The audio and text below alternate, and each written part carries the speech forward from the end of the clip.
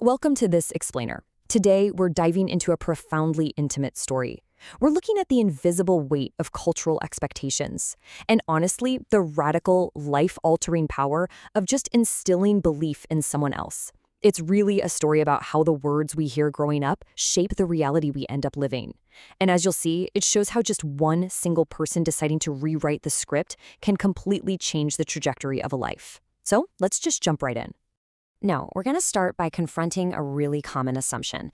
The narrator makes a powerful point right off the bat, saying, when people hear that I am from Afghanistan, they often assume they know my story. Basically, people immediately think they know exactly what life was like for her growing up as an Afghan girl. And, well, she points out that in some ways, they're actually right. She grew up hearing the exact same baseline messages that so many girls around her heard. Messages that dictated what girls should do, how they ought to behave, and what limits they should just accept in life. Section 1. The expected story. Understanding internalized messages.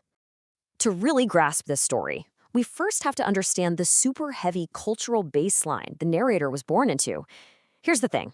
While a lot of girls in her society were actively taught about their limits, what they couldn't do, where they couldn't go, how leadership was literally a males-only club, her father intentionally did the exact opposite. He taught her what she could become. He told her she could be absolutely anything she wanted. He deliberately, right from day one, disrupted that expected narrative. Moving on to Section 2, the invisible barrier, beyond laws and closed doors. This totally reframes our understanding of societal obstacles. We usually focus on the visible stuff, right? The laws, the restrictions, the literally closed doors. And as the source notes, yeah, those are absolutely real. But the most destructive barrier? It's invisible. It's that exact heartbreaking moment a girl internalizes those limits. It's the moment she actually begins to believe she's less. It's when she starts doubting her own voice. And worst of all, it's the moment she just stops dreaming altogether because she's been taught that dreams belong to someone else. That is the real barrier, when an external restriction turns into an internal conviction. The source text explicitly outlines what these crushing expectations actually look like on the ground. The girls around her, who were intelligent, highly capable, full of potential, were taught from childhood that their futures were already mapped out. They were expected to marry before they even had a chance to figure out who they were. They were point-blank told that education simply wasn't important for them. And they were taught that the men in their lives would always be the ones making the important decisions. Over time, those cultural messages become incredibly powerful. Not because they're true, they aren't, but because of the sheer repetition. People hear them again and again and again until these completely false messages turn into inherited beliefs. And man, the most powerful beliefs are usually the ones we never actually chose for ourselves.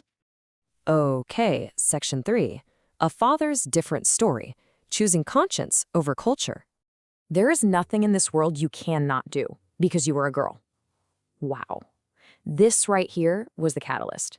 It's a definitive foundational statement from a father to his daughter that completely rewrote her expected narrative. I mean, he could have raised her like everyone else did, right? He could have told her to stay quiet, to not dream too big, that certain goals just weren't for her. But instead, he challenged her. He believed in her. And because he spoke this truth to her so consistently, she actually learned to believe in herself. That one single sentence structurally shaped her entire life. And you have to remember, providing this kind of support was not an easy path for him at all. It was a stark choice between following culture or following conscience. He lived in a society where people actively questioned his choices. They literally asked him why he supported his daughters, why he thought girls should have these kinds of opportunities. A lot of people just go along with the culture because, well, it's the path of least resistance. It's easier. But her father faced that immense societal pressure head on and followed his conscience anyway. It goes to show that true belief, and especially instilling it in someone else, requires some deep, unwavering courage. So, Section 4, Habits Become Futures, the micro moments of empowerment. So how do these grand philosophies actually play out in everyday life? Well, it isn't just in the big dramatic speeches. It happens in the micro moments, like right around the dinner table. In some families, the cultural norm was just that girls were expected to serve while the boys sat back and were served. But in her family, the script was totally flipped. Her brothers were taught responsibility and respect. They were taught that their sisters inherently mattered.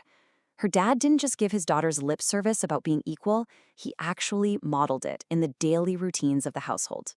Think of it like compounding interest. There's a real cumulative effect to those small dinner table moments. Small lessons, like the boys helping clear the table, eventually become daily habits.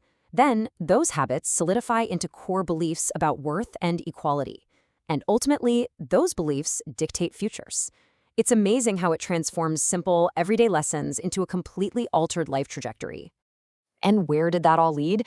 To her graduating from high school in America.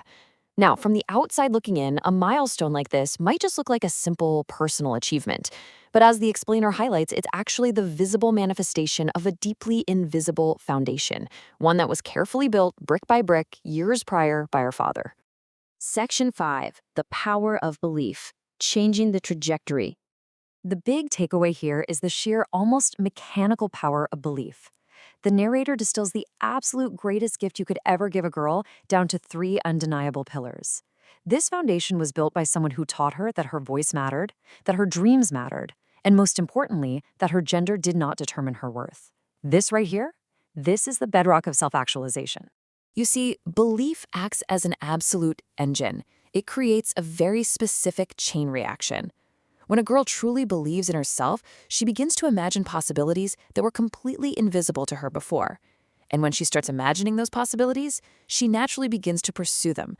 And when she pursues them, she inevitably changes her future. It's a direct causal chain, and it all starts with one single spark: belief. This quote beautifully summarizes the realistic, yet super optimistic takeaway from our source material. Look, we might not be able to individually dismantle every systemic barrier, unfair law, or heavy cultural expectation out there in the world, but, as the narrator says, one person's belief may not change the entire world, but it can change one life. And one changed life creates an absolutely unstoppable ripple effect. Her father changed hers, and now she is out there sharing that change with the rest of the world. So I'm going to leave you with this final provocative thought. Who are you teaching to believe in themselves? Seriously, take a look around your life, your family, your community, because the words we choose to speak to a child today, whether they're words of limitation or words of limitless possibility, will ultimately become the internal voice they carry with them for the rest of their lives. Thanks so much for joining me for this explainer.